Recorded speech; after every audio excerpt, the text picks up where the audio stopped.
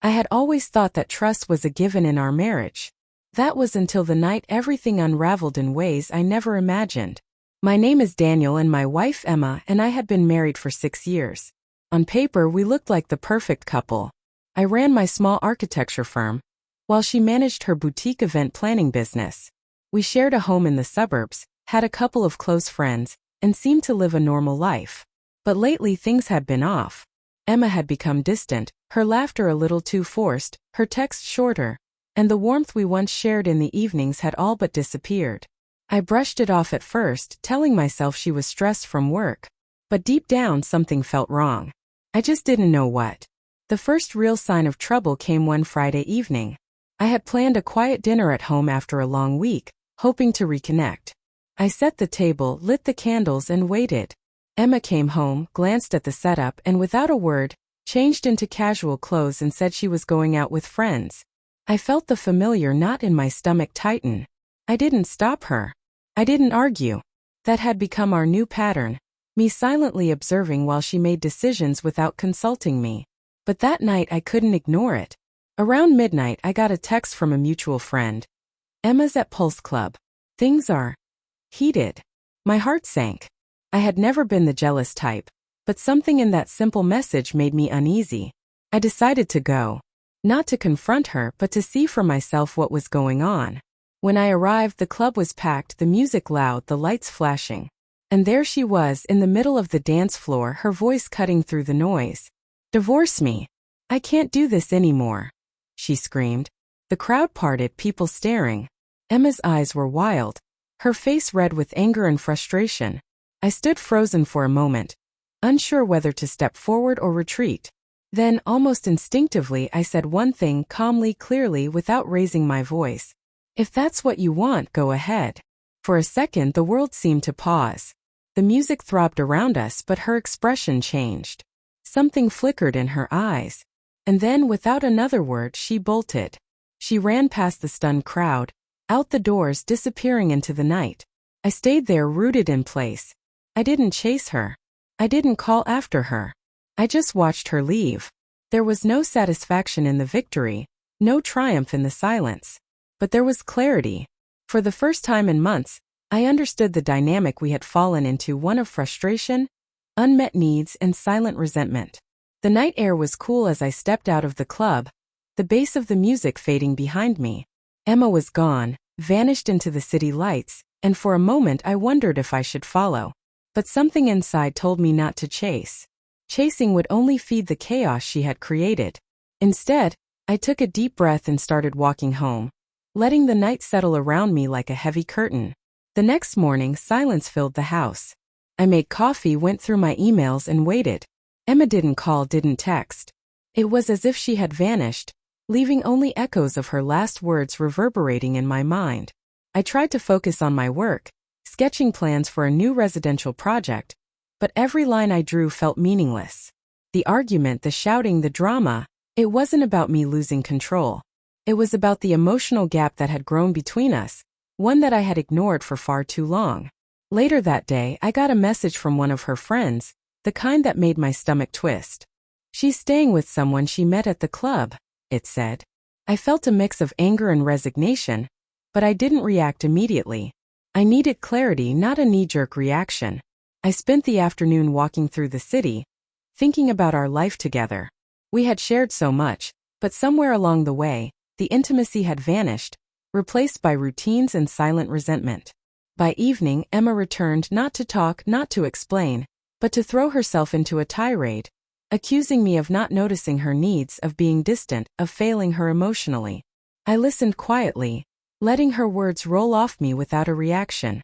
I had learned that arguing only gave her control, and control was exactly what I didn't intend to give. Then she paused, looking at me, breathing heavily. She expected a fight, a plea, something, anything. But I simply said, "I hear you." That short sentence wasn't an apology. It wasn't a surrender. It was a statement of truth. I heard her frustration, her anger, her disappointment. But I also understood that hearing her didn't mean I had to validate the chaos. Over the next few days, a strange calm settled over our home. Emma retreated into herself, spending long hours at her office or out with friends.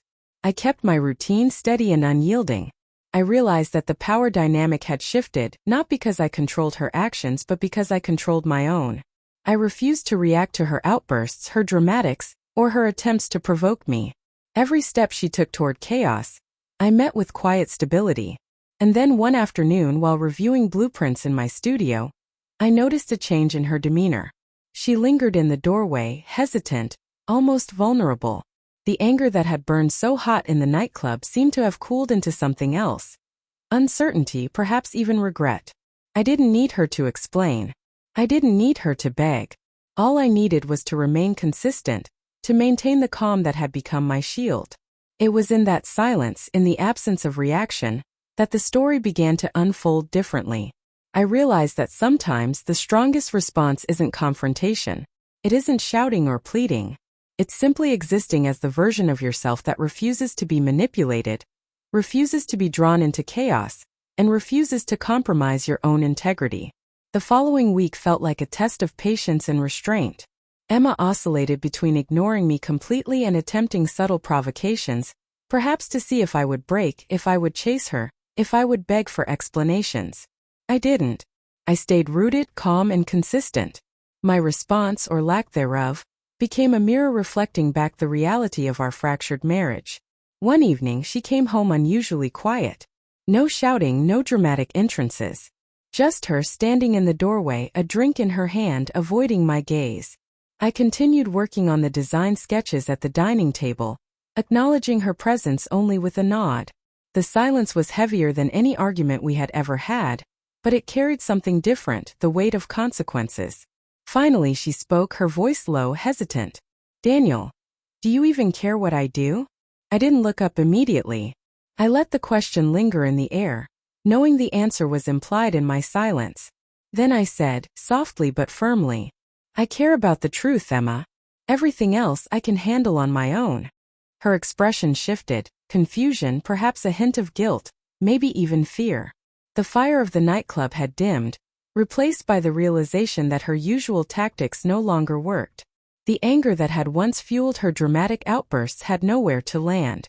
She tried again, this time with reasoning, with persuasion, attempting to explain her frustrations and her choices, but I maintained the calm I had discovered in those first moments after she screamed, "Divorce me." Over the next few days, Emma began to withdraw further, as if realizing that manipulation and chaos could no longer bend me. I didn't follow. I didn't call. I simply kept living my life with quiet determination, focusing on my work, my routines, and the small joys I had neglected while caught up in the turbulence of our marriage. It wasn't about winning. It wasn't about proving a point. It was about showing, without words, that stability and integrity carry a power that drama cannot touch. And slowly the realization set in, not just for her, but for me as well, that boundaries, self-respect, and emotional consistency were stronger than anger, threats, or theatrics. By the end of the week, Emma made her choice. She left our home, not with a grand scene, not with screaming or threats, but quietly, as if acknowledging that the life she had tried to force upon me no longer existed. I didn't chase her. I didn't call her back. I simply closed the door and let the silence speak for itself. In the weeks that followed, I reflected on everything that had happened. The nightclub, the shouting, the sudden desire for chaos. It all taught me one critical lesson. People reveal themselves in their reactions, and those who try to control you through chaos are only powerful when you let them be. True strength lies in restraint, in calm observation, and in unwavering integrity. Emma's departure was not a victory in the traditional sense. It was a consequence, a natural outcome of choices made and boundaries ignored. I remained steady and unshaken, a reminder that respect and patience are more potent than anger and manipulation. In that quiet aftermath, I finally understood that sometimes saying just one thing and doing nothing else is enough to change everything.